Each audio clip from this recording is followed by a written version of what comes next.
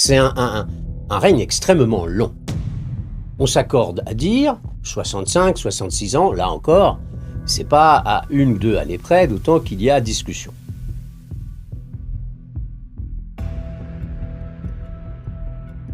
Il a fait bâtir et ça a été vite fait, une ville magnifique, ils appelaient ça la ville de la turquoise, parce que la turquoise a été beaucoup utilisée, sur une des branches du delta.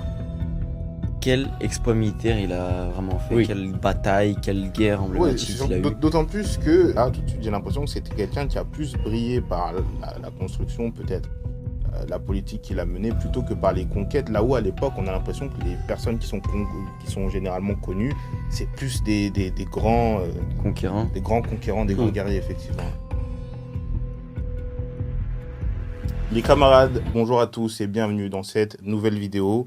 Aujourd'hui, comme d'habitude, je suis avec Sam et comme vous l'avez vu dans le titre, on reçoit de nouveau Jacques Dely. On va parler encore une fois d'égyptologie. Aujourd'hui, on va axer le tir sur un personnage qui est central, voire très important, en tout cas dans l'histoire de l'Égypte antique. Je vais bien sûr parler de Ramsès II. Vous l'avez vu dans le titre, on va parler un peu de sa vie. On va aborder tout un tas de thématiques autour du bonhomme. Tout d'abord, avant de commencer, Oui. comment est-ce Bonjour. que ça va? Comment est-ce que vous allez? Ça va. Ça va, super. Je suis très content de faire à nouveau cette conférence, interview avec vous deux. Voilà. Je pense que ça va se passer, je pense pas, je suis sûr, aussi bien que les fois précédentes. Voilà. Donc c'est vrai, c'est vous qui m'avez sollicité sur Ramsès II. Exactement, ouais. Hmm. Avant de commencer, Sam, comme d'habitude, Moi, c'est toujours un plaisir d'être là avec toi, Daniel, et bien sûr en compagnie de Jack. Et aujourd'hui, on va parler de Ramsès II, qui est un personnage emblématique de l'Égypte antique. Et j'espère Et que ça va vous comment plaire. Pour planter un peu le décor, comme on le disait tout à l'heure, les gens qui suivent notre première vidéo, c'était sur l'histoire de la civilisation égyptienne. On a tenté, Oui. c'est impossible en une heure évidemment, Oui. de résumer l'histoire de la grande civilisation égyptienne. Oui. Et on avait tout de suite vu que c'était quelque chose qui a duré extrêmement longtemps, qu'il y a eu beaucoup de changements au niveau de l'administration, des potentiels coups d'État, les guerres, haute, basse Égypte, etc. Et donc, la première question que j'ai envie de poser pour planter Oui. un peu le décor, quand on parle de Ramsès II, chronologiquement, où est-ce qu'on se situe? Est-ce que il y a, je sais pas, on est dans une dynastie, une ère en particulier? Quel est le contexte? Ramsès II, on pourra revenir dessus un peu tout à l'heure, mais pourquoi ce nom Ramsès II quand on sait que son prédécesseur, c'était pas Ramsès I? Non. Voilà. Où est-ce qu'on se situe? Oui, Quel est d'accord. le contexte? Qu'est-ce qui se J'ai passe? bien compris. Effectivement, vous avez raison, tous les deux. Avant d'aller plus loin, il faut, pour que les auditeurs s'y retrouvent, planter le décor. Tu as dit, une des fois précédentes, on avait fait brosser à grands traits. Bien sûr. Pas que l'histoire, mais surtout l'histoire de la civilisation égyptienne. Je n'ai certainement pas utilisé ce mot à l'époque, là, mais en écoutant ta question, le nom m'est venu à l'esprit. Résumer, expliquer en une heure, une civilisation qui a duré grosso modo 3000 ans, c'est un véritable défi. Défi. Voilà. Ça, c'est le nom qui m'est venu à l'esprit. 3000 ans, pour que les gens se disent ah oui, j'ai compris tout de suite. En gros, c'est de 3300, 3000, comme j'avais dit, des chiffres ronds.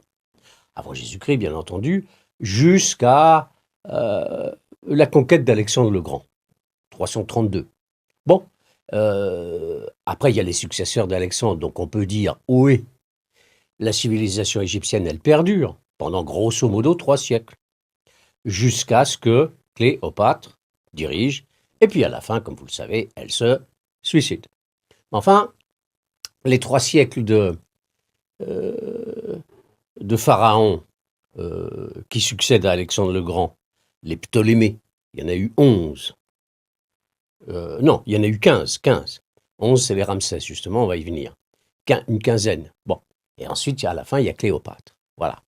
Donc, ça fait 3000 ans d'histoire. Alors, notre bonhomme, comme tu as dit, Sam, c'est un bel adjectif, emblématique. Emblématique. C'est vrai que quand on demande aux gens, d'un seul, quel pharaon connaissez-vous? Ils vous en citent 2, 3, 4, 5. S'ils sont allés un peu en Égypte, ils vont dire, ah, on a vu les grandes pyramides, c'est Khéops, Khéphren, Mykénos. Mais de toute façon, le nom qui revient tout de suite, où que ce soit, c'est Toutankhamon.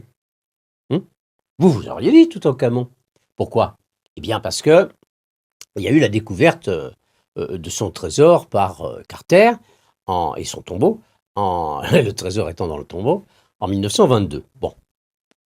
Et puis l'autre nom qui revient, bien sûr, c'est Ramsès. Moi, je dis Ramsès. Mais tout le monde dit, et moi aussi d'ailleurs, hein, Ramsès II. Alors, il se situe, grosso modo, à quel moment? J'avais expliqué l'autre fois, on divise la civilisation égyptienne en 3 très grandes périodes. Florissantes. L'Ancien Empire, c'est la plus lointaine, la plus ancienne, celle des grandes pyramides notamment. Moyen Empire, c'est nous qui appelons ça empire, hein, évidemment pas eux. Vers 2000, 1800 avant Jésus-Christ, ensuite une période trouble, et le Nouvel Empire. Pourquoi je dis ça comme ça, d'un air d'insister? Parce qu'il est, Ramsès II, l'un des pharaons du Nouvel Empire. Si je continue, même si c'est faux évidemment, mais c'est quand même facile à retenir, plutôt que des dates ultra précises qui sont toutes sujettes à caution. Le Nouvel Empire, c'est, allez, disons ça vite fait, comme ça, 1500, 1000, avant Jésus-Christ, 5 siècles. Bon, voilà. Et à l'intérieur de ces... et ensuite, il y a une période de décadence, une période où l'Égypte, à nouveau, est florissante, et puis il va y avoir les invasions successives. Ça, tu connais. Les Assyriens. Et je vais citer, bien entendu, ça va te faire plaisir, les Perses. Voilà. Et puis, justement, Alexandre le Grand, il libère l'Égypte de la domination du joug des Perses. Et après, il y aura ses successeurs, les Ptolémées. Alors, on divise ces 3 grandes périodes, Ancien, Moyen, Nouvel Empire, en 30 dynasties. Je crois que j'avais dit, c'est Manéthon, un prêtre, qui avait, à la demande d'un des Ptolémées, Ptolémée II, vraisemblablement, vers 280, il avait rédigé une histoire de l'Égypte. Il a dû avoir beaucoup de travail et beaucoup de difficultés, surtout quand il est remonté loin dans le passé, hein, parce qu'il a évoqué des personnages, des pharaons, qui ont régné, en gros, plus de 2000 ans avant qu'ils n'écrivent. Vous vous rendez compte? Bon. Donc, c'est lui qui a divisé cette histoire de l'Égypte ancienne en 30 dynasties. C'est commode. Ça permet de s'y retrouver vite fait, bien fait. Et donc, les égyptologues ont gardé cette division. La dynastie numéro 1, c'est la plus vieille, vers 3000, hein, comme j'ai dit. Et la 30e et dernière, elle s'achève lorsqu'Alexandre le Grand fait la conquête. Voilà. Alors, Nouvel Empire pour Ramsès. Oui. Quelle dynastie là-dedans? Bien, c'est la 19e. Voilà, la 19e dynastie. C'est facile à retenir. Est-ce que ça a de l'importance? Finalement, non, mais il faut préciser les dates. Bon. La 19e dynastie, le premier pharaon de cette 19e dynastie, ça compte, hein, n'est pas de sang royal. Il ne fait pas partie d'une des familles de la monarchie. Parce que son prédécesseur n'avait pas eu de descendant masculin. Son prédécesseur, c'est le pharaon Horemheb. Bon. Il a choisi son vizir parce que le vizir, et je vais donner son nom, avait déjà la progéniture masculine. Et donc Horemheb s'est dit, c'est mon homme de confiance, c'est un général, voilà, mais pas de souche royale, hein, pas de sang royal. Général comme lui avait été Horemheb, donc il l'a choisi, en se disant, il y a déjà fils et petits-fils. Et donc de toute façon, Ramsès I, le fondateur de la 19e, aura, lorsqu'il sera décédé, pas de problème de succession, puisqu'il a déjà des fils et des petits-fils. Okay. Bon. Fils, je viens de dire, Ramsès I. Hein. Il a régné très peu de temps, Ramsès I. Il a un magnifique tombeau, mais son règne, c'est de 3 ans. On s'accorde à dire 2 ans, qu'importe. Son successeur, c'est Séti Ier. Lui, il va compter Parce qu'il va avoir, parmi ses enfants, un qu'on va appeler Ramsès II. Et donc le Ramsès I fondateur, c'est le grand-père de celui que tout le monde appelle Ramsès II. Bon. Il reste à planter quoi? La période. Est-ce qu'on peut avancer des dates? Certainement. Alors, on peut lire Ramsès, il est né, le Ramsès II, en 1304. Écoutez, là aussi, soulageons la mémoire de tout le monde. On n'est pas à 3-4 années près. D'ailleurs, il n'y a que les égyptologues qui en discutent et ça n'intéresse personne que le monde de l'égyptologie. On va dire en chiffre rond, 1300. Avant Jésus-Christ. Oui, ah bah oui. Hein. Sinon, ça serait au C'est Moyen-Âge. important de préciser, Oui. justement. Toutes les dates C'était hier. que j'utilise, ça je le dis, hein, c'est avant Jésus-Christ. Ouais. Évidemment. Parce que si c'était 1300, ça va nous renvoyer au Moyen-Âge. Bon. 1300. C'est comme vous le savez sans doute, autant le dire tout de suite et y insister, l'un des plus longs règnes de l'histoire de l'Égypte ancienne. C'est même quand on prend les monarchies qu'il y a eu après, y compris en Europe, bon, c'est un règne extrêmement long. On s'accorde à dire 65, 66 ans, là encore, c'est pas à 1 ou 2 années près, d'autant qu'il y a discussion.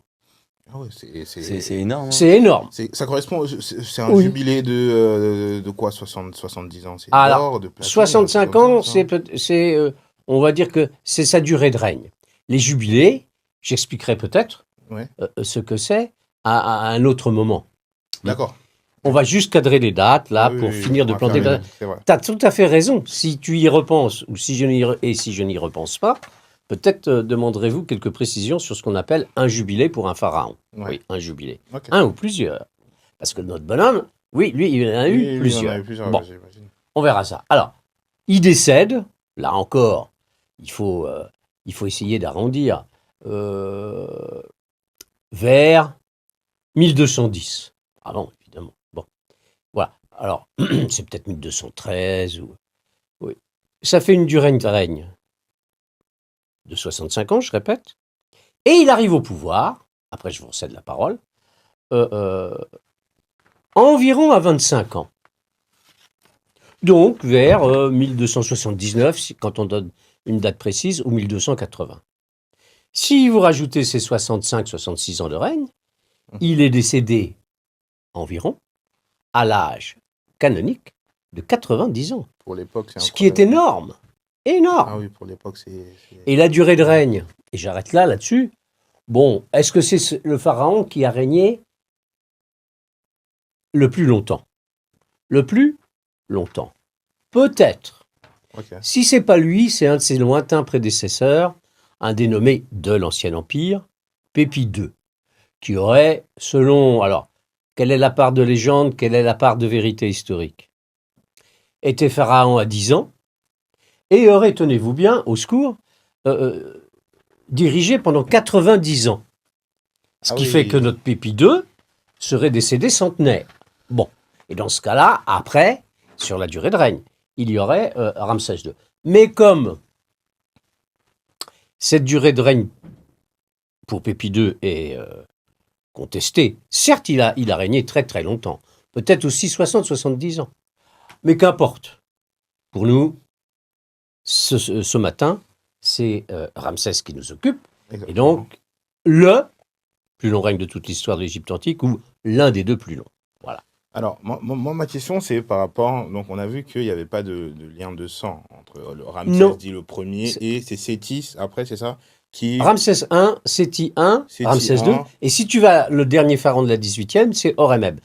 C'est une famille de militaires originaires, ça va compter, du delta Est. Du delta Est. Ok. Et on connaît beaucoup plus la capitale, une des capitales, Memphis, à la pointe sud du delta.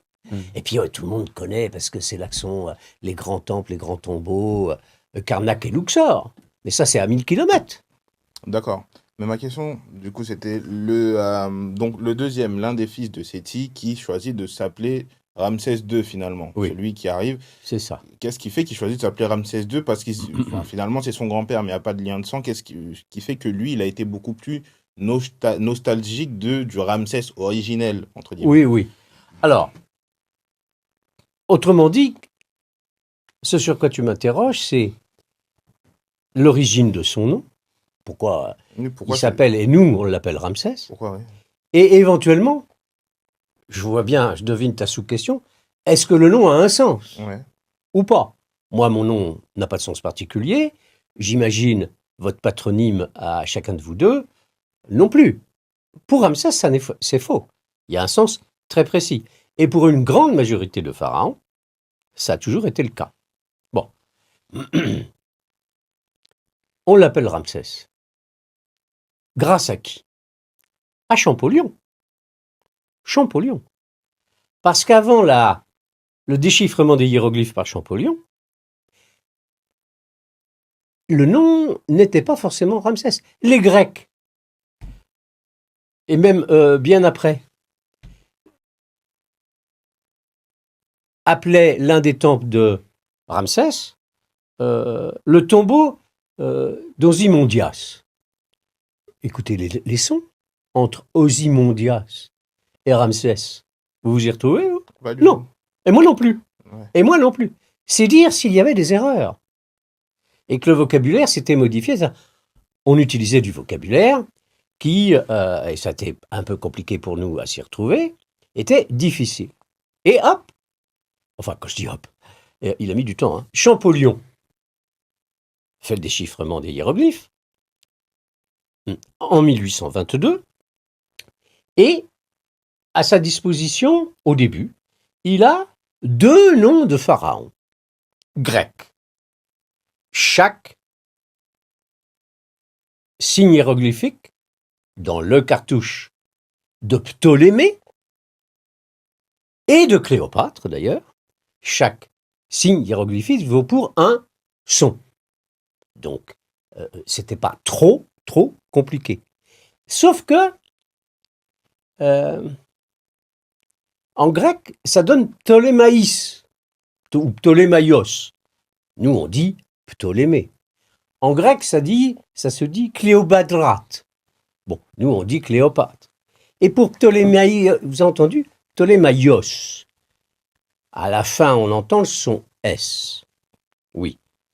Et dans le cartouche, Champollion avait donc identifié un S, une espèce d'étoffe courbée ou oui, un fil comme ça qui fait une boucle. Bon.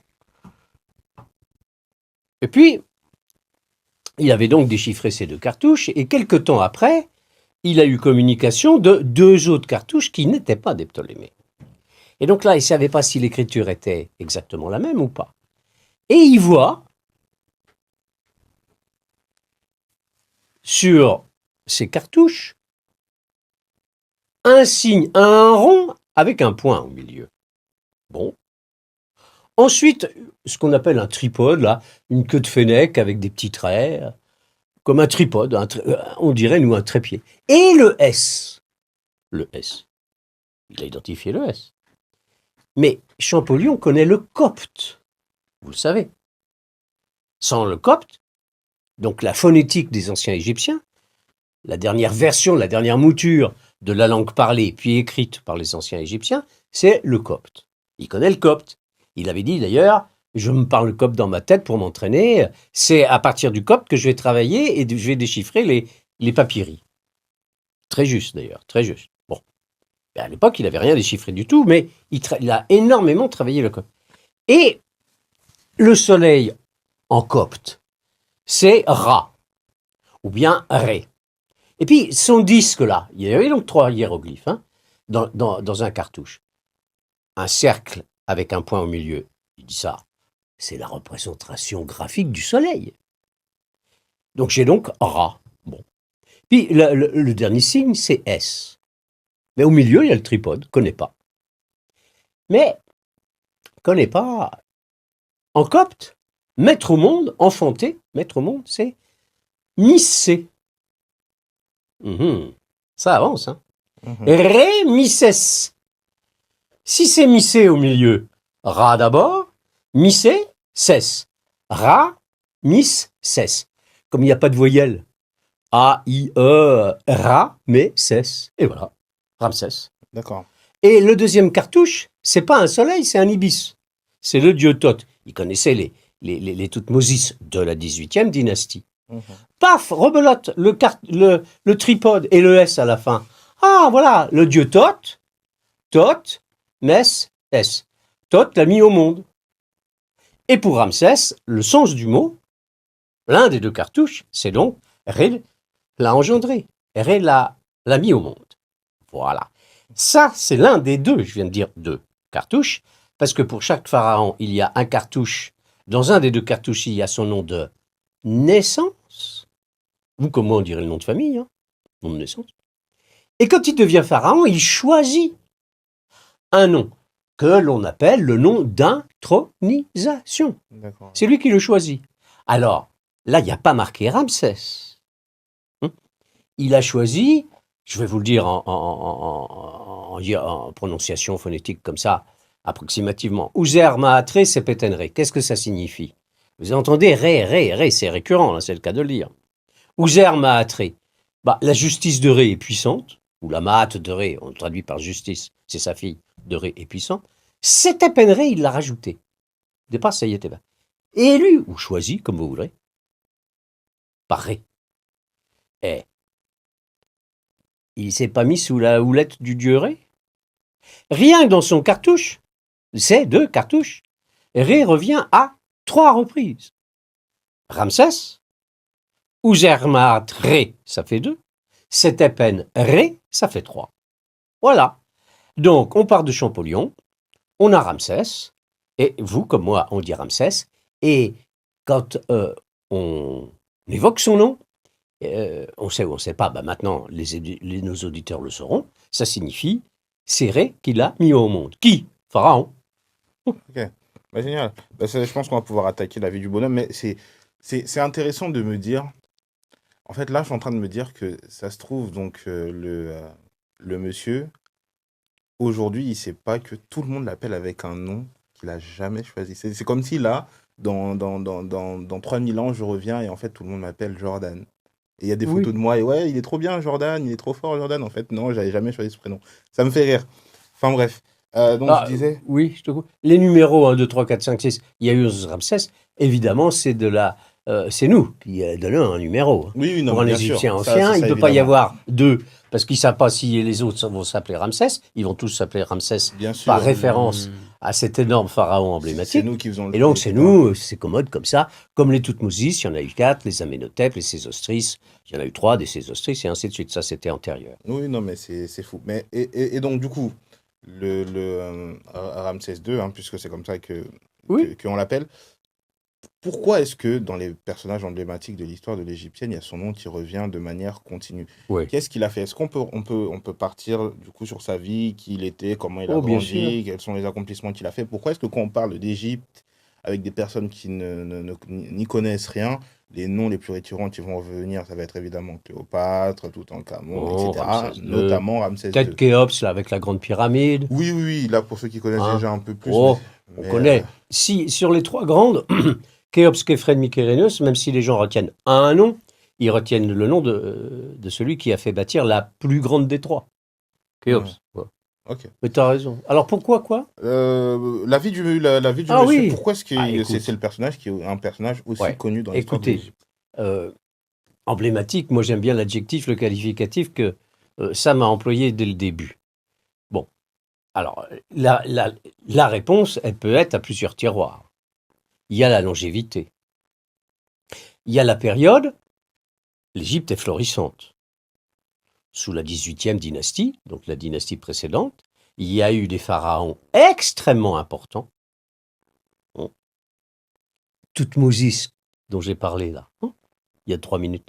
Bah, il y en a un, Toutmosis 1, 2, ça compte moins, mais Toutmosis 3, c'est lui qui a étendu l'Égypte, très au sud, et étendu l'Égypte, très au nord, jusqu'à l'Euphrate. Comme ils disent, le fleuve qui coule à l'envers. Pourquoi? Parce que le Nil coule sud-nord et l'Euphrate, c'est plutôt nord-sud. Donc, ils l'ont, eux, trouvé ça étonnant et appelé comme ça. Sous toutes nos histoires, donc, l'Empire égyptien, l'Empire, c'est pas les périodes dont j'ai parlé tout à l'heure, hein, le territoire, quoi. Oui. Les conquêtes ont été extrêmement importantes. Il a fait 17 campagnes militaires, toutes nos histoires. Rendez-vous compte la richesse qui afflue en tout domaine en Égypte. Et donc, vous avez un pays dont l'économie est extrêmement florissante. Il n'y a pas beaucoup d'écart de temps avec Ramsès. Un siècle et demi, les successeurs de toutes nos histoires, sauf une période qu'on met entre parenthèses, où là, avec la volonté du pharaon Akhenaton d'imposer le culte d'un seul dieu, ça a été compliqué. Et puis les successeurs, dont d'ailleurs Toutankhamon, qui est le fils de celui dont je viens de parler, D'accord. Akhenaton. Puis après, hop, c'est Oui, oui. parti, il y a Horemheb la fin, le 18e, Ramsès I, Séti Ier, Ramsès II. Bref, vous avez compris, quand Ramsès est là, y compris avec son père, il va hériter d'une situation économique, sociale, militaire, religieuse avec le poids de la religion, du clergé d'Amon. La situation du pays est, je l'ai dit, je crois, florissante. Bon. Donc, c'est bien sûr un atout de diriger ce pays immense dans une situation exceptionnelle, je ne sais pas si on peut dire ça comme ça, mais extrêmement favorable. Bon. Il a été très tôt, puisque tu évoquais peut-être le début, l'enfance, il a été formé par son père.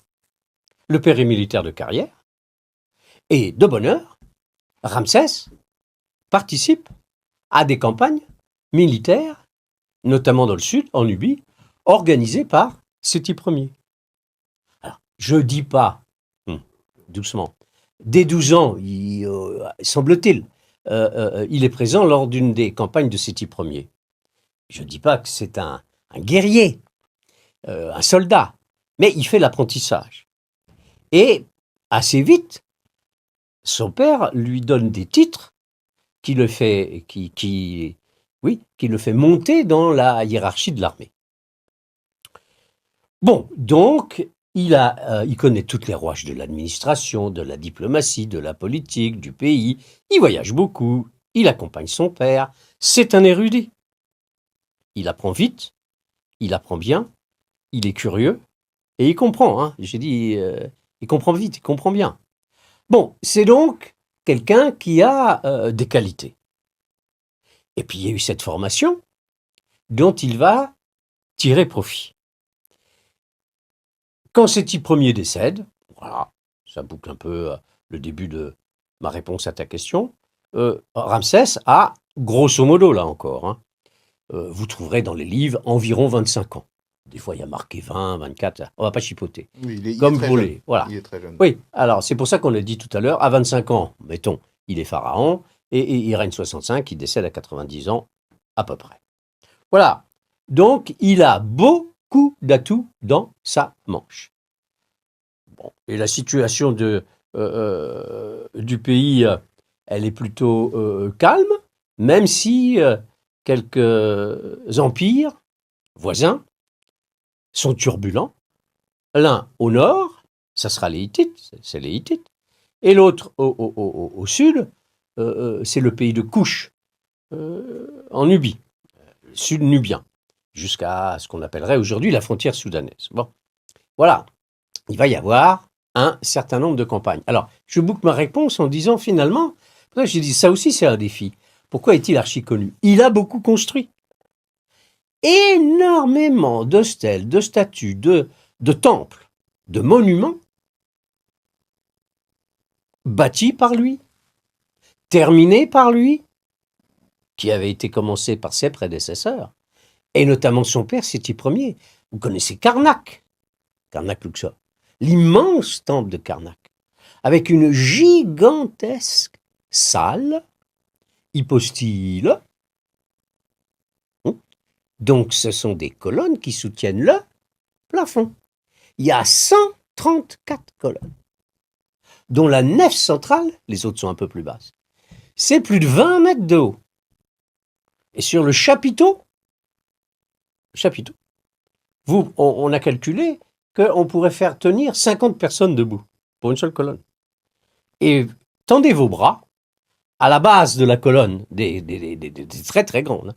Il faut 9 personnes, bras tendus, pour faire le tour. C'est des monstres. Incroyable. Ça, c'est Séti Ier, son père, qui n'avait pas fini les travaux. Donc, Ramsès finira, et il la fera aussi décorer, et il mettra d'ailleurs son cartouche de très nombreuses fois à l'intérieur de la salle hypostyle. Il est partout présent. Des temples du nord au sud du pays. Singulièrement à Karnak, mais son temple à lui, qu'ils appellent les Égyptiens le temple de millions d'années, pour que le culte soit rendu à Pharaon, de son vivant déjà, mais surtout quand il sera décédé, pendant des millions d'années. Le Ramesséum, c'est Champollion d'ailleurs qui l'a appelé comme ça. On disait, ce que je disais il y a 10 minutes, le tombeau, c'est pas son tombeau. D'Ozymandias, quand on ne savait pas qu'en réalité il s'agissait de Ramsès. Bon. Et puis vous connaissez évidemment le fameux temple d'Abou Simbel. Bien sûr. Sauvé des eaux, parce que s'il n'avait pas été sauvé des eaux, on ne le verrait plus. Il serait sous l'eau, sous les eaux du lac Nasser. Donc ce temple a été sauvé pendant 4-5 ans de travaux, entre 1964 et 1968. Mais justement, ce temple-là, il l'avait pas fait pour une de ses femmes ou quelque chose comme ça. Oui, alors je ne sais pas si on parlera des femmes tout de suite. Ok. Oui, si. Il y a, à Abou Simbel, il y a 2 temples. On dit le grand temple, le temple de Ramsès, où il y a 4 colonnes immenses, plus de 20 mètres de haut, là, et puis après, c'est des spéos, c'est-à-dire c'est creusé dans le grès. Le grès. Et donc vous vous enfoncez à 60 mètres de profondeur par rapport à l'entrée. L'entrée, il y a ces 4 colosses de Ramsès II, assis. L'un a été effondré à la suite d'un tremblement de terre pendant l'Antiquité. Et puis, à quelques dizaines de mètres, il y a ce qu'on appelle, c'est pas péjoratif, mais peut-être quand même l'adjectif est pas très juste, le petit par rapport à l'autre. Temple de la grande épouse royale, Sam, tu disais ça, Néfertari. Mais le petit, elle est représentée 2 fois. Il y a 6 statues debout à l'entrée, puis il y a la porte au milieu, 3 de chaque côté. Il y a Néfertari, représentée sous la forme d'ailleurs d'une déesse avec des plumes, et puis de part et d'autre, il y a Ramsès.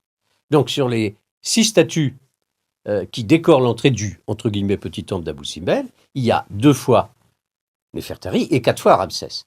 Enfin, c'est des statues qui font quand même 8 à 10 mètres de haut. Ah ouais, c'est énorme. Pour quand même. petit temple, il y a plus petit. Mais bon, il est partout. Au Louvre, vous avez un sphinx en granit rose qu'il a usurpé. Ça, peut-être j'y reviendrai. Et pas que lui. Bon, ben voilà, vous pouvez le voir. Et puis d'ailleurs, c'est vous qui allez répondre. Ah ouais, carrément. Je pense que vous allez trouver. Est-ce qu'il y a besoin d'aller au Louvre pour voir ici un monument de Ramsès II? Non. Est-ce qu'il y a besoin d'aller en Égypte? Non. Est-ce qu'il y en a un près d'ici? Oui. Mondialement connu. Ah ouais. Lequel? Allez chercher. T'as une idée, non? Ouais, bah oui, facile. Ah, C'est facile. Bon. Alors vas-y. L'obélisque à la Concorde. Eh oui, l'obélisque de la Concorde. Bon. Parce que dans les collections égyptiennes, on s'y perd un peu. Et puis quand même le Sphinx, vous voyez, je ne sais même pas si vous le connaissiez, ou tel autre objet, il n'y en a pas beaucoup d'ailleurs au Louvre qui concerne Ramsès II. Une petite plaquette de lui, une petite stèle où il est enfant d'ailleurs, avec la mèche de l'enfance et le doigt dans la bouche. Bon, il y en a quelques-unes. Tirez-moi un trait là-dessus. Mais les gens vont répondre l'obélisque, la place de la Concorde. Oui, c'est un des 2 grands obélisques qui étaient à Luxor, donc il n'y en a plus qu'un sur place, et qui ont été donnés à la France dans les années 1830 par le pacha Mohamed Ali pour remercier la France et notamment les travaux de Champollion. Et c'est Champollion qui a choisi cet obélisque-là, qui se trouve sur la place de la Concorde. Lui, il ne l'a jamais vu. Place de la Concorde, l'obélisque. Je parle de Champollion. Parce qu'il est décédé avant. Il est décédé en 1832 et l'obélisque a été érigé en 1836. 36. Ah oui, longtemps. Après un voyage. Plusieurs années après, quoi. Ouais. Vraiment plusieurs années Après un voyage compliqué pour ramener Mhm. l'obélisque à Paris. Voilà. Ils l'ont ramené quand à peu près 1836, 1836. mais le voyage, entre le moment où l'ingénieur Lebas, avec beaucoup de soucis, fait se coucher l'obélisque, et le moment où l'obélisque est érigé place de la Concorde, sous la houlette et la décision du roi de l'époque, Louis-Philippe, il y a à peu près 4 ans. Ouais. Mais il y a aussi des mois où il a fallu attendre la crue, Oui, parce que ça vient du sud. Il faut l'amener jusque dans le delta. Et puis après, une fois que l'obélisque est arrivé vers, je ne sais plus, Alexandrie, me semble-t-il, il a fallu attendre des mois parce que la mer était déchaînée. Ensuite, ça n'allait pas non plus parce que la rade était... il y avait trop de bancs de sable. Et ils avaient construit une embarcation qui s'appelait d'ailleurs le Luxor pour le transporter. Avec le poids 220 tonnes environ de l'obélisque, vous ne pouvez pas avoir affaire à n'importe quel bateau. Bref, ça a été une péripétie. Ça a dû être dur. Ah oui, comme je dis souvent, et alors l'érigé place de la Concorde, ça a été un périple, une odyssée, à elle seule aussi, bon, tant pis, je vais forcer le trait, exceptionnelle que la construction de l'obélisque. Un obélisque, ça, en un an, il y a la femme pharaon, j'avais dit femme pharaon, Hatshepsut, on a le texte qui a fait ériger des obélisques, et on sait que des grands, plus grands que celui qui est à la Concorde, qu'est-ce qui est indiqué ? Il y a 7 mois de travaux. Allez, on ne va pas chipoter, une pièce comme celle que nous avons à Paris, mettons que ça a nécessité, c'est quand même assez rapide, hein, 1 an de construction. Mais il a fallu le trimballer pendant à peu près 4 ans avant qu'il parte de son socle, à Luxor, pour arriver sur le piédestal qui est le sien, place de la Concorde, maintenant.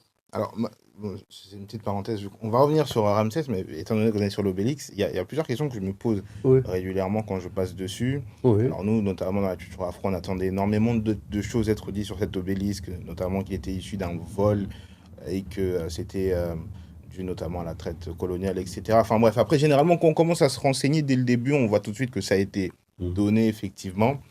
Je voulais juste savoir, aujourd'hui, les inscriptions, enfin, ce qu'il y a sur l'obélisque, ce qui est magnifique, hein, mais est-ce que c'est une signification? Est-ce que c'est une histoire qui est racontée en particulier? Et aujourd'hui, le statut de cet obélisque, qu'est-ce que c'est? Est-ce que c'est toujours officiellement à l'Égypte? Est-ce que l'Égypte pourrait le réclamer éventuellement? Ou est-ce que ça fait partie du patrimoine français aujourd'hui? Bon, je vais commencer par la fin. Quand Champollion arrive en Égypte, il va y rester à peu près 1 an et demi. En 1828, 6 ans après le déchiffrement, il arrive par Alexandrie. Et il est surpris par la qualité de quelques obélisques qui sont là. Et il en réclame 2. Il en réclame. On sait que le pacha dont je parlais tout à l'heure est d'accord pour donner à la France tel obélisque et à l'Angleterre, c'est les 2 puissances rivales, un autre. Bon. Et Champollion pousse et acte cette décision. Sauf que, un peu plus tard, il arrive à Karnak-Luxor, en remontant la vallée. Et quand il arrive à Luxor, il est ébloui par ce qu'il voit. À Karnak aussi. Mais à Luxor, il voit à l'entrée 2 obélisques, 2, de part et d'autre, de l'énorme porte d'entrée au milieu des deux mots. Bon. Et là, il se dit, il faudrait obtenir plutôt ceux-là que ceux que j'ai vus à Alexandrie, qui sont plus petits et de moins belle facture. Et donc, il n'a de cesse de demander aux autorités égyptiennes, celui dont on parlait tout à l'heure, de récupérer ces deux obélisques. Et il y a un accord. Ça, c'est important par rapport à ta question. L'Égypte donne les deux obélisques à les deux, la France. Alors, vous connaissez la suite. Champollion opte pour faire venir un obélisque. C'est lui qui le choisit, celui que nous avons place de la Concorde. Et le deuxième, c'est celui que n'importe quel touriste peut voir sur place, puisqu'il n'a pas bougé.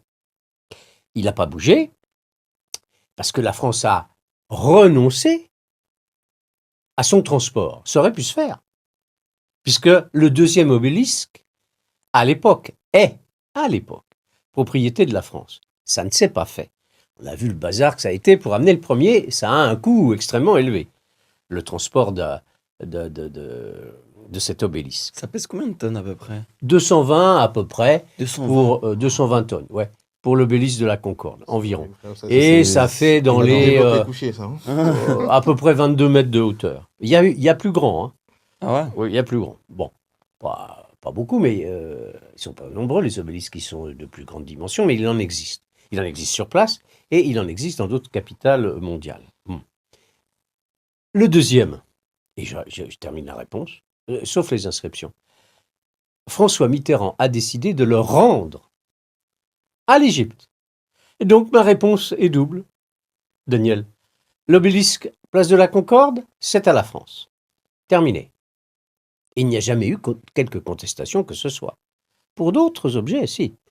L'obélisque, le deuxième obélisque est à l'entrée de Luxor, il est propriété de l'Égypte depuis la décision de François Mitterrand de dire, bon, de toute façon, il ne viendra jamais en France, on n'en veut pas, c'est pas bien, ça serait pas utile ni très bien de l'amener, on le rend à l'État égyptien.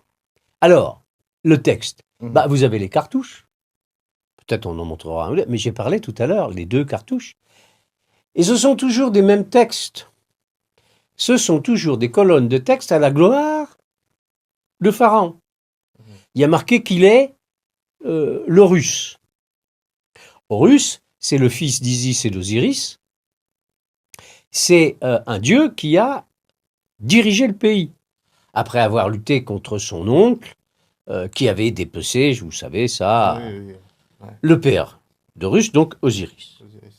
Et puis finalement, l'Assemblée des dieux décide qu'il y en a, après moult bagarres, moult combats entre les deux, Horus et Seth, il y en a un qui va régner sur le pays, Horus. Donc, entre guillemets, c'est le successeur d'Osiris et le premier pharaon. Donc, chaque pharaon est un Horus, puisque ce sont tous des descendants de ce premier pharaon, Horus, le dieu. Et puis, Seth va régner sur les contrées plus dangereuses, le désert, etc. Bon, voilà. Alors, il est l'Horus, vivant. C'est marqué sur l'obélisque place de la Concorde, mais c'est marqué des centaines de fois par Ramsès. Il est le taureau victorieux. Ça, tout le temps. Tout le temps, le taureau victorieux. Bon. C'est le fils, alors ça précède l'un des deux cartouches. Et sur l'obélisque, tu as ça.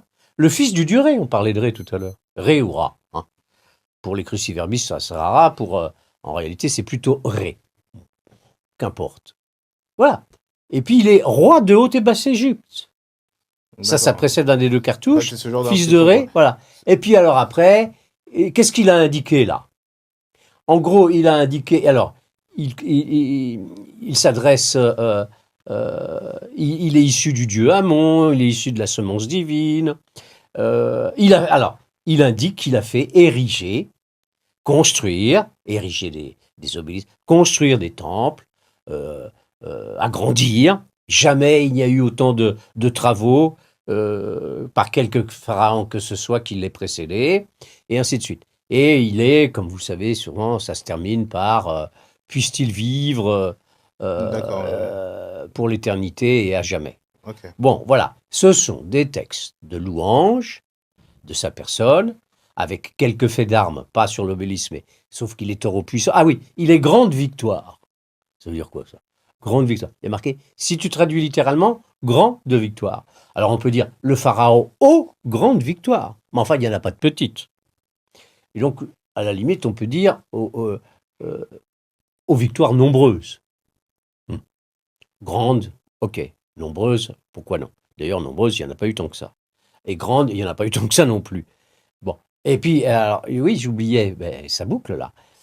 Pourquoi on parle tant de lui? Parce qu'il a un aspect bâtisseur, je l'ai dit, et guerrier, militaire, les conquêtes, les batailles, etc. Voilà.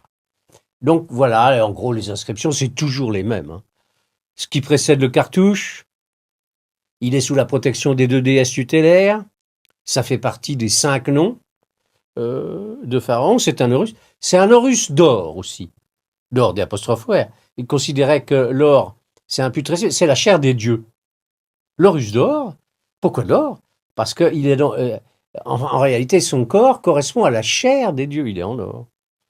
Visuellement, non, bien entendu, mais c'est marqué ainsi. Voilà. Ok. Moi, j'ai une question Ouais. pour revenir à Ramsès II. Quel exploit militaire il a vraiment fait? Oui. Quelle bataille, quelle guerre Oui, emblématique il a eu? d'autant plus que là, lorsqu'on se fie à notre conversation, c'est qu'on se rend plus compte qu'il est beaucoup plus connu pour étant quelqu'un qui a bâti Exactement, oui. ouais, c'est vrai. qu'en étant quelqu'un qui était un guerrier. On parlait des Oui. victoires tout à l'heure et tu nous as dit que, bon, nombreuses, il fallait revoir et même des grandes, il fallait, entre guillemets, porter une attention particulière là-dessus. Donc, c'était pas Ouais. forcément.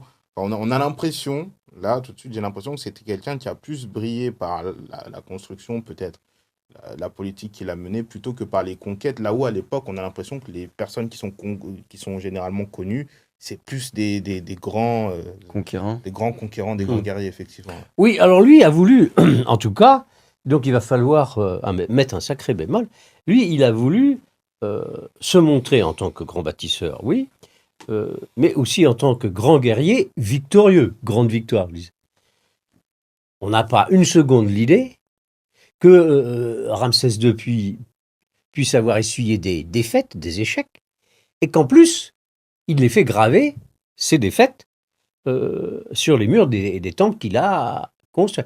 Il y a la narration de telle et telle bataille une demi-douzaine de fois dans les grands temples qu'il a fait construire, notamment à Luxor, Karnak et, Sam, à Abu Simbel. La narration de la grande bataille dont je vais parler, il y en a plein les murs à Abu Simbel. Bon. Et son temple dont je parlais tout à l'heure, le Ramesséum, c'est le nom donné par Champollion, même chose.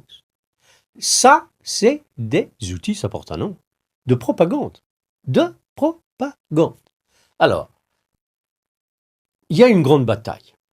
J'ai dit tout à l'heure, l'Égypte est puissante, mais elle peut avoir affaire à des empires rivaux. Le nord, la Nubie, au sud, turbulente. Le nord, il y a les Hittites. Grosso modo, pour que nos auditeurs s'y retrouvent, les Hittites, le Hatti, H-A-2-T-I, ça correspond environ à l'Anatolie. Donc l'actuelle Turquie. Donc l'actuelle Turquie. Voilà. Ça permet de localiser facilement. Alors vous avez cet immense empire qui va d'Égypte et qui longe la côte méditerranéenne. Je vais doucement. Parce qu'il n'y a même pas besoin de carte puisque les gens se situent facilement. Le Liban, le couloir palestinien, Palestine, Liban, jusqu'au contact avec la Syrie. Voilà, la Syrie. Et plus au nord, vous avez les Hittites. Et plus à l'est, vous aurez la Syrie. Assyrie en un seul mot, hein. Pas là, 2 points, plus loin, Syrie. A-2-S-I, grec, R-I-E, la Syrie. Bon, vous avez deviné que les parties contacts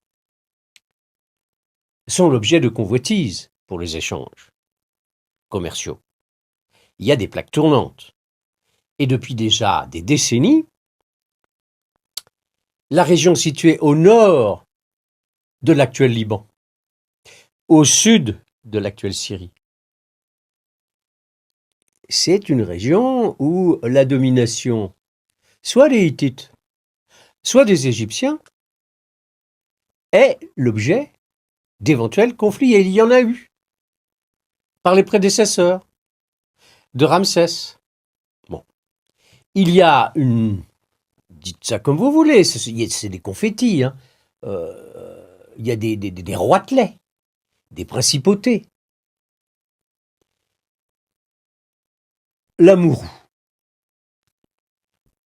Amourou. C'est sur le fleuve Oronte, que l'on connaît, qui parcourt l'actuel Liban, l'Amourou. C'est comme une zone tampon, voilà, cherchez le mot. Une zone tampon entre, au nord, les Hittites, et au sud, l'Égypte. Et ces petits roitelets, là, l'Amourou, c'est pas la seule principauté ou la petite monarchie, là, prince d'Amourou, qui est l'objet de conflits, disais-je, entre les deux grands empires, Hittites au nord et Égypte au sud. L'Amourou. Bon, alors, ça va, ça vient. Un coup, c'est les Hittites qui ont la main dessus, et puis, quelques temps plus tard, si les Égyptiens mènent une campagne victorieuse, ils récupèrent cette plaque tournante. Bon. Ça s'était fait par les prédécesseurs, donc Ramsès I, Séti Ier. Et à un moment donné, le roi ou le prince d'Amourou, il est versatile, hein. S'il sent que l'Égypte est plus puissante, il continue à se coucher, enfin, à rester sous la domination égyptienne. En revanche, si le rival hittite semble prendre la main, eh bien, il change d'allié. Et donc, le prince d'Amourou, il se tourne vers le plus offrant, peut-être, mais surtout vers le plus puissant. Alors, l'Amourou a plusieurs fois changé, vous avez compris, de main. Et quand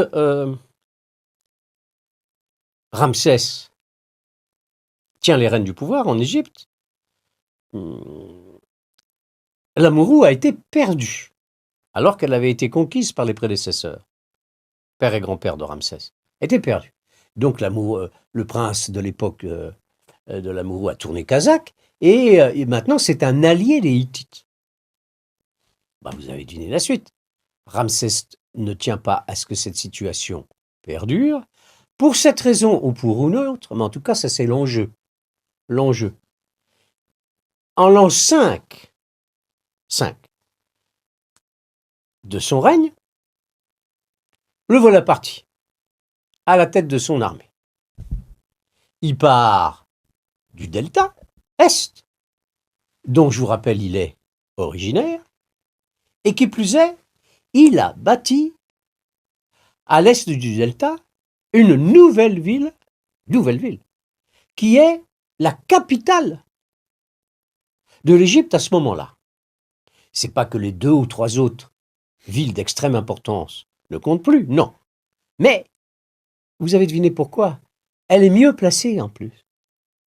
Parce que s'il était tout au sud du pays, il serait très très loin, loin des pays du Nord qui ont été conquis. Trop loin, vraisemblablement. Tandis que là, il n'est pas à équidistance, mais presque. Alors, il a fait bâtir et ça a été vite fait, hein, une ville magnifique, ils appelaient ça la ville de la turquoise, parce que la turquoise a été beaucoup utilisée, sur une des branches du delta. Avec des dizaines de milliers de personnes, hein, plus que ça, à l'époque.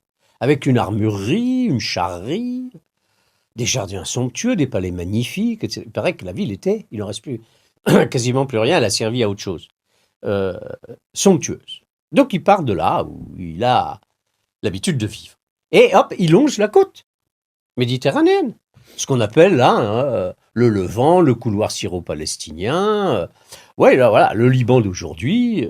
Et il va à la rencontre de l'armée hittite, dirigée par l'empereur des Hittites, un dénommé Mouatali. Bon. Là, attention, écoutez ça. L'armée de Pharaon, elle est composée de 4 divisions. 4. Chaque division est placée, sous la responsabilité, la direction, comme vous voulez, d'un dieu. Amon. Ça ne va pas vous surprendre, on dit souvent Amon-Ré. Amon, 1. Ré, 2e division. Ptah, le dieu tutélaire de Memphis, la première capitale de l'Égypte ancienne. Et Ramsès a fait rajouter un 4e corps d'armée. Il y en avait 3 sous son père, c'était le premier. Mais 4e corps d'armée sous la houlette du dieu qui était particulièrement adoré dans sa ville d'origine, de Ramsès, le dieu Seth, qui a combattu avec Horus, etc. Ouais. Donc il n'est pas aussi Oni qu'on l'a dit. Plus tard, oui, mais à cette époque-là, non. Alors vous avez 4 corps d'armée. Chaque corps d'armée compte, on a le détail, 5000 hommes. Ben oui. Vous avez une armée de 20 000 fantassins. 20 000.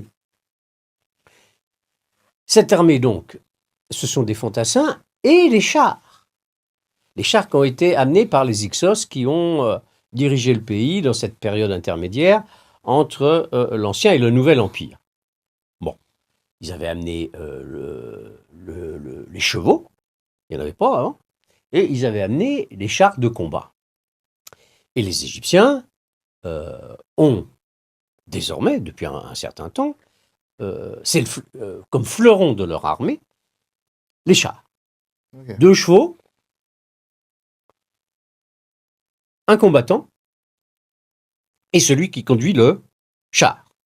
Et le combattant, il a, la plupart de son arme privilégiée, c'est l'arc. Voilà. Et les 4 corps d'armée ne sont pas liés. Il y a un espace entre eux. Ramsès met 1 mois avant d'arriver sur l'Oronte, le fleuve là dont je parlais. 1 mois. En partant, entre guillemets, on va dire ça comme ça, de chez lui. Mhm. Depuis Ramsès, la ville de Ramsès. 1 mois. Bon. Et il y a, entre chaque armée, grosso modo, 1 jour de marche. Il y a un écart. Pour rejoindre chaque armée. Eh oui, Ah les ouais. 4 corps d'armée sont à peu près... Il y a un écart de...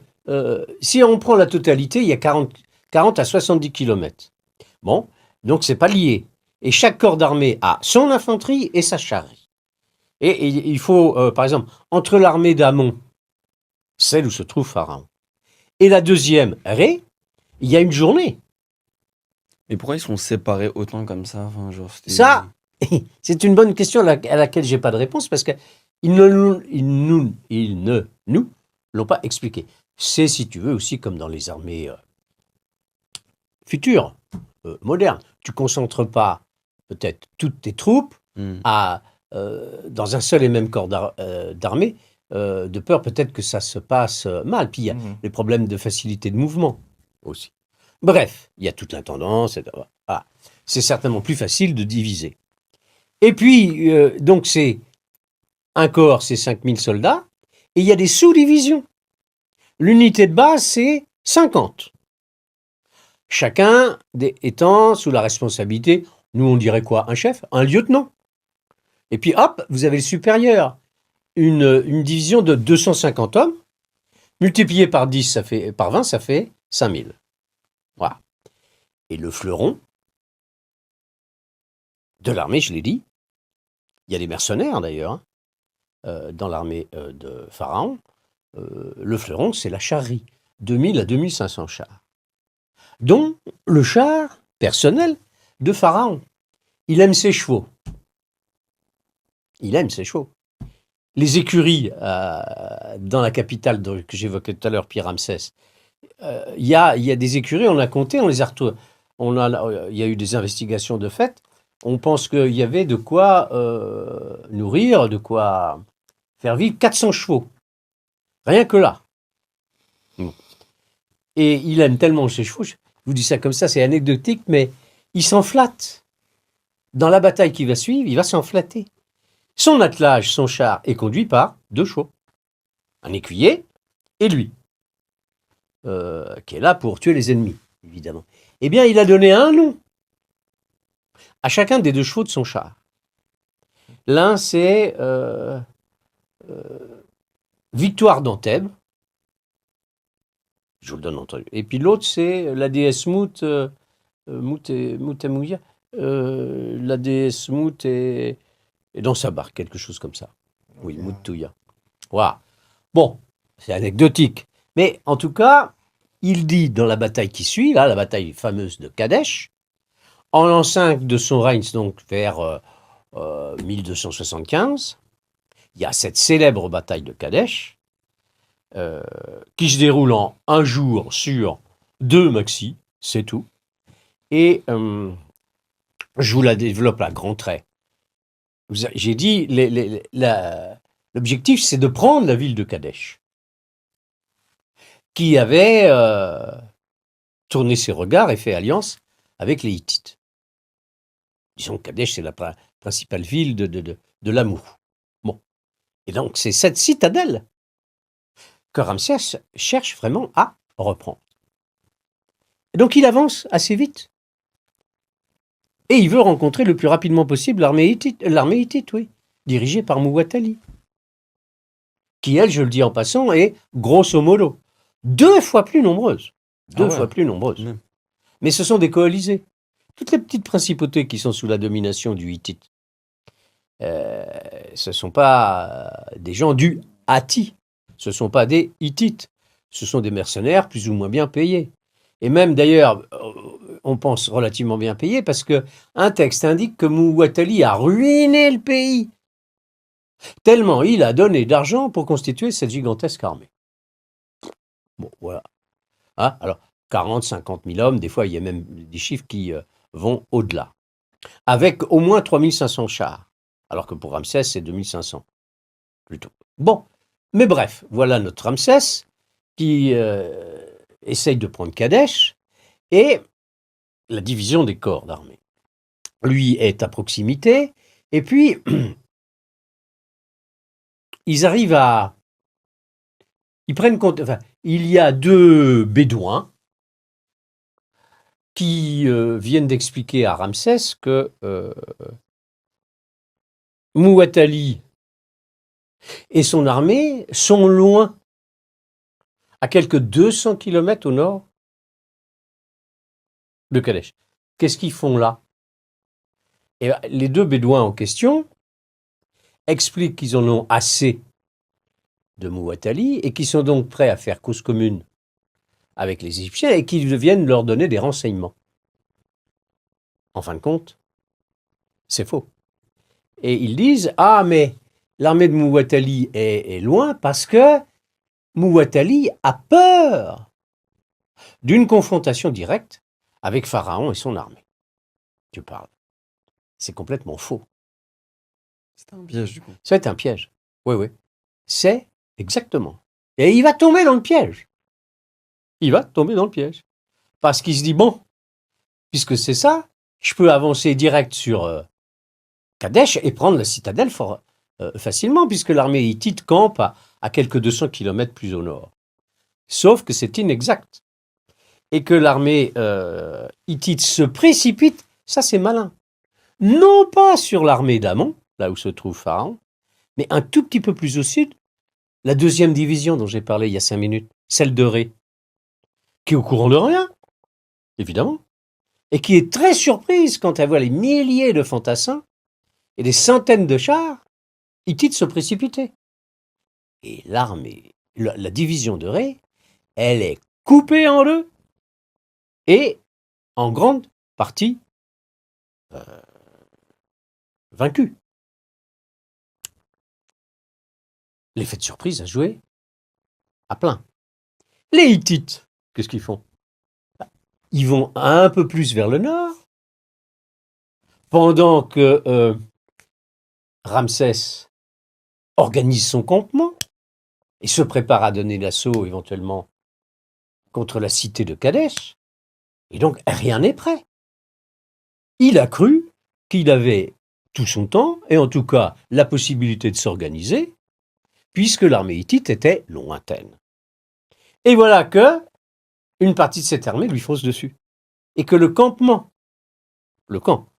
de la division d'Amon, celle où se trouvent Ramsès et plusieurs de ses fils d'ailleurs, est envahi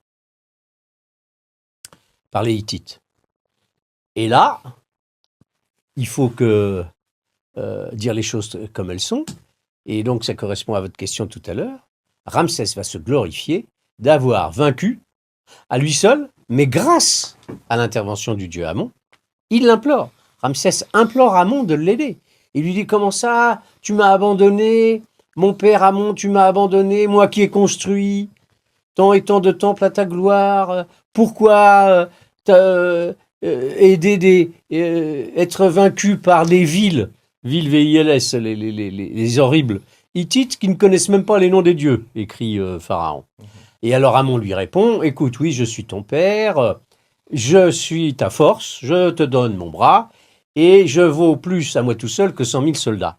Bon, voilà le texte de louange que Pharaon va faire écrire partout.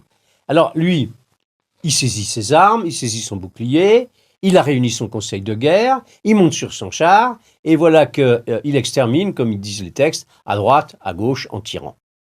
Et que les Hittites sont pétrifiés. Ils ont une peur terrible en voyant la puissance de Pharaon. Bon, c'est la partie, j'allais dire, exagérée et romancée. Mais en tout cas, il fera graver tout ça. Et en réalité, à la fin de la journée, la situation a été redressée parce que la garde personnelle du pharaon a joué son rôle et 2 corps d'armée particuliers, les Chardanes d'une part, et qui viennent du nord, donc ils avaient détaché un contingent pour aller voir ce qui se passait un peu plus au nord. Hop, ils se précipitent pour revenir aider Pharaon qui est en difficulté. Et puis la garde personnelle, là, les Néharins interviennent avec d'immenses lances. Et entre guillemets, c'est eux. La bravoure de Pharaon, elle n'est pas contestable. Et elle n'est pas contestée. Même si lui, il en fait des tonnes. Hein. Mais j'ai dit tout à l'heure, et c'est le bon mot, c'est des outils de propagande. Ouais. Les textes. Il a fait rédiger, sous sa dictée probablement, un texte qu'on appelle le poème de Pentaour, et vous le trouvez. Luxor, Karnak, Abou Simbel, le Ramesséum, ce texte est partout. Conquête, conquête, victoire, victoire. Bon.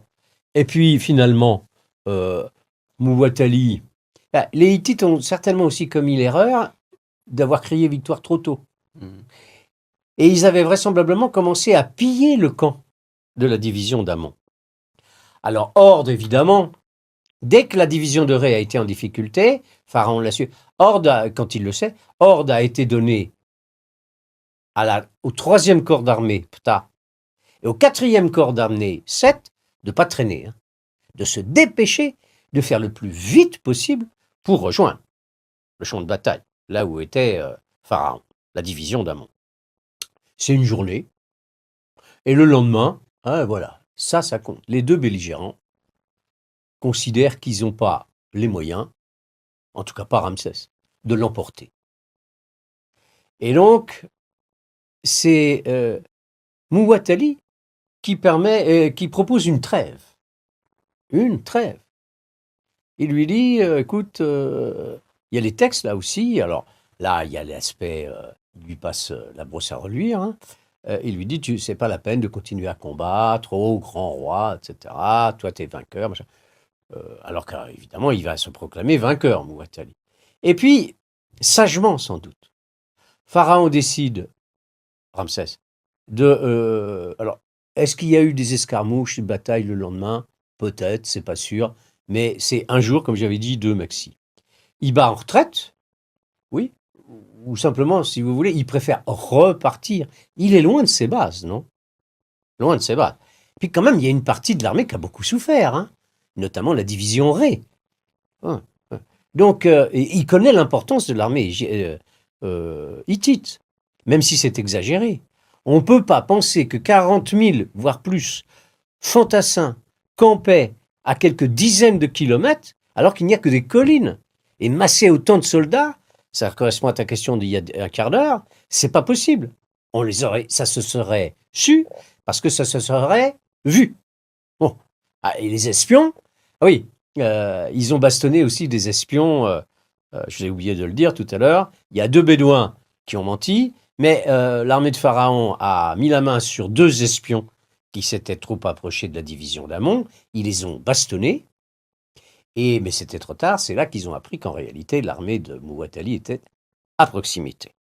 Bon, les 2 armées se retirent, Pharaon revient avec le prestige d'une victoire qui n'en est pas une, Certainement pas l'échec, certainement pas la défaite. Ce n'est ni un échec, ni une défaite. C'est une sorte de statu quo, le match nul.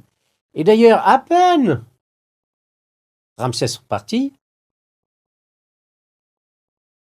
Mouatali va mettre à nouveau l'Amourou au pas et va désigner celui qui dirige Kadesh.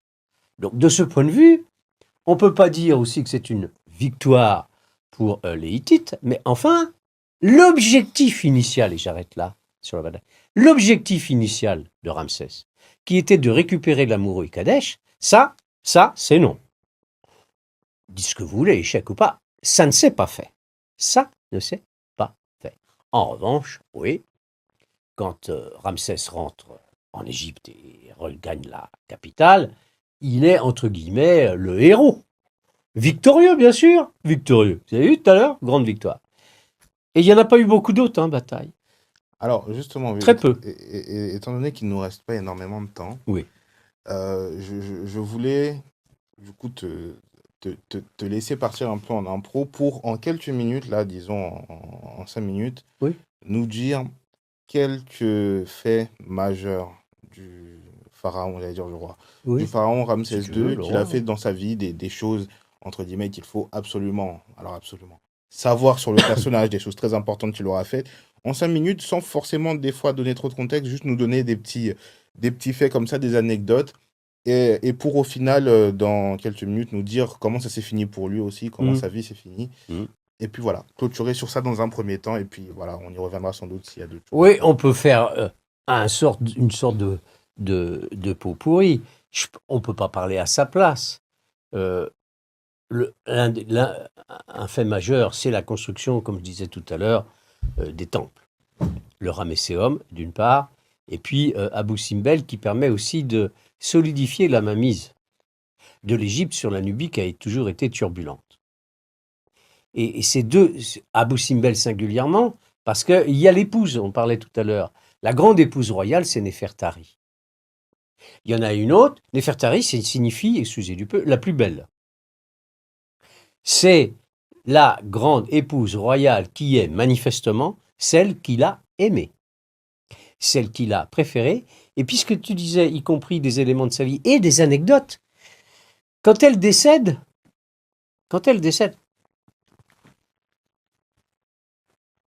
il écrit un texte. J'ai dit lettré, cultivé, sur elle. Et il dit, quand elle est morte, son cœur a volé loin de moi, quelque chose comme ça. Oui. Son cœur s'est envolé loin de moi. C'est de la poésie, on pourrait dire ça comme ça. C'est une très belle formule. Ça signifie la tristesse de Pharaon.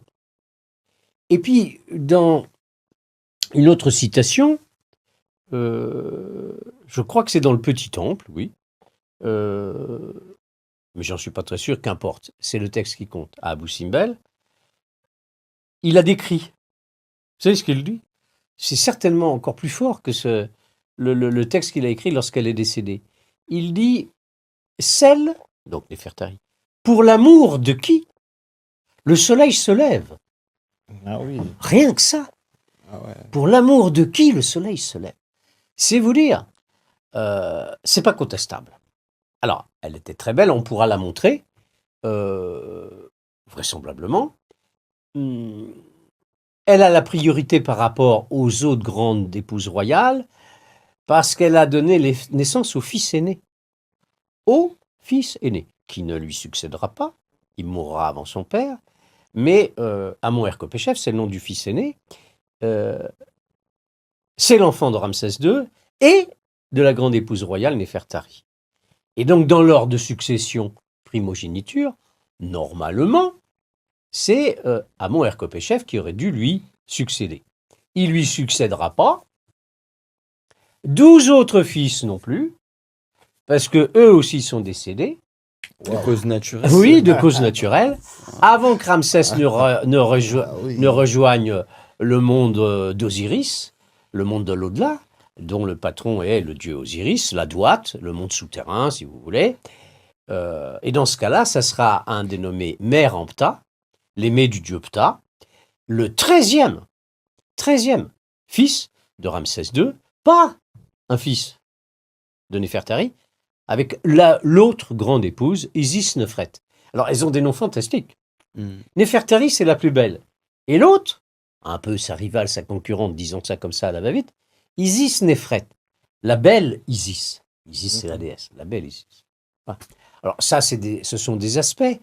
Il aura une affection probablement très marquée pour un des princes qui va, tiens, ça me revient, Décédé lui aussi. procéder à des jubilés. C'est lui qui organise les jubilés pour son père, le prince Khaemouazet, dont le nom signifie ce qui apparaît en gloire, celui qui apparaît en gloire dans Thèbes. Thèbes, c'est la capitale. Ouais. Voilà. Eh ben, on dit que c'est le prince archéologue. Lui, il était un peu un intellectuel, un savant.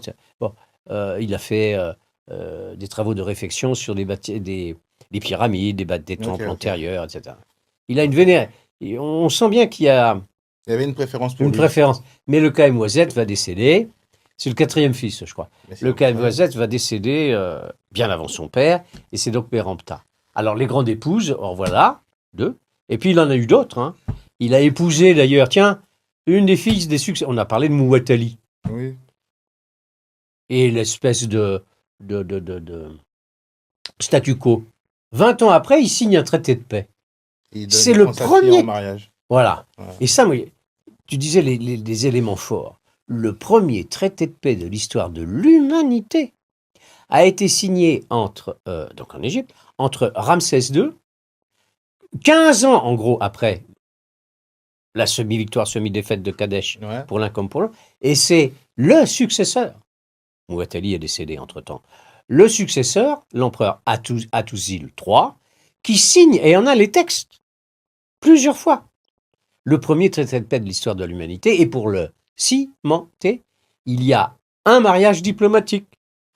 Hattusil accepte qu'une de ses filles se marie avec Ramsès II.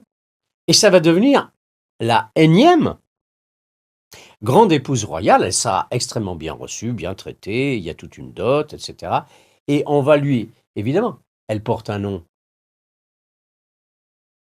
Duati. Elle est aussi la plus belle. Et donc, on va lui changer. Elle va avoir un nom égyptien. Maat Or Neferure, ce qui signifie justice. Celle qui voit. Non, c'est Ma. On a tort de mettre le T. Celle qui voit le dieu Horus, Horus, celle qui voit Horus, la splendeur ou la perfection du dieu Ré. Okay. Voilà. Alors,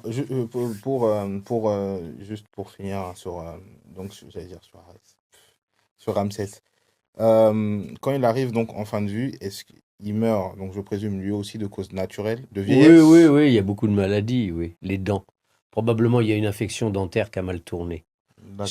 On a travaillé, vous le savez, sur la momie. Oui. Ah bah, au fait, j'aurais dû vous demander, est-ce qu'un pharaon a visité la France? Évidemment, vous aurez dit, Jacques, il déconne. Il devient débile. Il devient fou. Je vois où tu veux nous emmener. Un pharaon qui est venu en France. Si. Ramsès lui-même. C'est sa momie qui a été soignée en 1976-77. Elle est restée 6 mois pour éviter qu'elle ne soit détruite par des champignons. Ouais. Des champignons. Ah, et donc, d'ailleurs,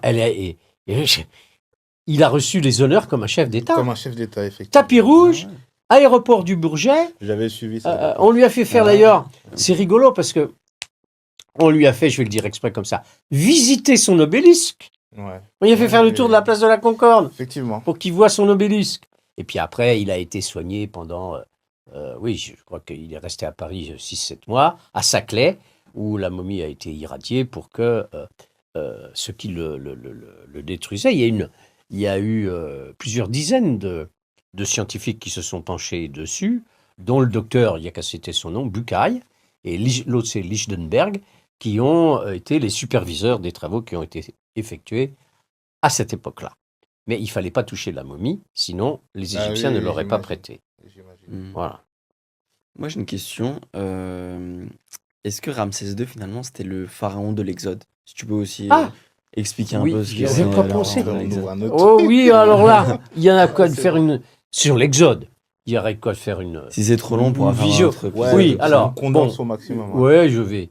Donc ça, ce sont le cinéma hollywoodien, avec Jules Briner, Ramsès II, Moïse, etc. Et pendant longtemps, on a dit, écrit, filmé Moïse à la cour de Ramsès et la rivalité et le départ de Moïse avec les Hébreux qui fuient l'Égypte pour aller bâtir l'État d'Israël. Bon, donc il y a eu beaucoup d'études de fait. Alors, il ne faut pas être affirmatif. Il ne faut pas être affirmatif. Il n'y a pas 3 mots en hiéroglyphes qui puissent laisser penser que l'Exode, si tant est que l'Exode ait eu lieu d'ailleurs, se soit déroulé sous Ramsès II. Rien. Ça serait quand même étonnant, compte tenu de l'abondance de textes que l'on a sur la période. Alors, on peut me dire, ils ont passé ça sous silence, les Égyptiens, notamment Ramsès, parce que c'était pas flatteur. Mais ça, c'est de l'abstraction. Ou plutôt, c'est du raisonnement maintenant, qui ne s'impose pas à l'époque. Quand il y a des troubles, des difficultés, des tribus qui se rebellent, qui cherchent... il y a des textes. Et donc, si, sous la direction de quelqu'un qui s'appelait Moïse, quelques milliers d'Hébreux seraient partis, pourquoi n'y a-t-il Oui, aucune la relation? presse de l'époque, on Voilà. évoquait l'État, ouais. Donc, écoutez, je dirais plutôt non. Soit, il faut situer l'Exode, si tant est, je répète qu'il ait eu lieu, quelques décennies auparavant, sous la 18e dynastie, et même peut-être encore à une époque plus reculée, ou ce qui s'écrit. Alors, il y a Mérempta, ah voilà, le successeur. Ça, c'est très important pour répondre à ta question. Dans les batailles qu'il a menées, le successeur, il y a pour la première fois le nom d'Israël. La première fois. Mais il faut faire le calcul. Il n'y a pas suffisamment de temps entre éventuellement l'exode sous Ramsès et Mérempta avec les batailles qu'il a menées. On a un État d'Israël qui serait tout constitué. Il n'y a pas suffisamment de temps. Donc, ça peut éventuellement commencer à voir le jour sur Mérempta, si l'exode a eu lieu à ce moment-là, ce dont on doute tout autant, vraiment. Ou alors plus tard. Plus tard. Et comme l'exode, c'est vraisemblablement une compilation d'événements qui se sont produits à des périodes séparées. Et puis, nous, on a un problème de fond. C'est que les textes sur lesquels on se fonde pour parler de cela, c'est la Bible. Entre autres, non? Oui, bien sûr. Oui. Bon. Et la Bible, elle a été rédigée... Si on prend Ramsès, la Bible a été rédigée des siècles plus tard. Des siècles plus tard. Au moins 4 siècles, au minimum. Donc, est-ce que les narrateurs, les écrivains de la Bible, finalement, de l'Ancien Testament, avaient des éléments suffisamment précis et forts et incontestables pour relater cet exode sous le règne d'un pharaon? Et dans la Bible, il n'y a pas de nom de pharaon, justement. Il n'y a pas de nom. Il y a juste marqué le pharaon. Ça nous étonnerait beaucoup. Bon, voilà. Donc je dirais, avec précaution, plutôt pas sous Ramsès. Ok. Bon, je pense que pour aujourd'hui, pour ça, on arrive à la fin, à part si tu as un truc à dire en particulier. Jacques Dely, comme d'habitude, merci beaucoup Oui, d'avoir de été rien. là. On n'a Merci. pas été complet, mais sur Ramsès, c'est normal, on n'en finirait C'est plus. normal, et puis en 1 heure, ça aurait été compliqué, mais je pense Oui. qu'on a pu donner assez d'éléments. On est rentré un peu dans ce qui était dans le type. Donc On je a pense même que- parlé de sa momie. Voilà. Il était roux. On le voit sur la momie. Oui, il avait les j'avais cheveux entendu roux. ça aussi, il était Ah roux. ouais, c'est vrai. 1m70, Apparemment. 75, des Ah, il était cheveux grand roux. pour l'époque, ça veut dire. Oui, ça tombe, parce qu'on me dit souvent, ah mais on connaît les tombes. Sa tombe, elle est grande, mais elle a été entièrement détruite et il y a eu des infiltrations, de la boue, etc. C'est une des tombes qu'on ne visite absolument pas parce qu'elle n'offre aucun intérêt. En revanche, on travaille beaucoup sur une tombe voisine qui est la plus grande de toutes. Ça, c'est très peu connu. Ramsès avait fait bâtir une sépulture pour sa progéniture, et notamment les fils, et il a eu une centaine d'enfants. Une centaine d'enfants. Apparemment, un peu plus de filles que de garçons, une centaine d'enfants. Il y a une gigantesque sépulture. Je crois qu'on n'a pas fini de dénombrer le nombre de salles qu'il y a pour ses fils, à proximité de sa tombe. Ah, ça complète tout ce que je vous dis là. Ça se complète. Et je pense que de toute manière, si jamais les personnes veulent en avoir plus, n'hésitez pas à écrire dans les commentaires si jamais il y a un aspect particulier de la vie, soit de Ramsès II ou alors d'un autre pharaon ou d'une autre personnalité de manière plus large. Si jamais vous voulez qu'on puisse traiter ce genre de sujet, il n'y a aucun souci. En tout cas, merci beaucoup De rien. pour aujourd'hui. Merci de nous avoir suivis. Merci à tous. N'oubliez pas de nous suivre sur nos différents réseaux sociaux. On vous met tous les liens dans la description. Et moi, je vous dis à très bientôt. Merci de nous avoir suivis. Ciao. Merci. Merci Ciao. de nous avoir écoutés.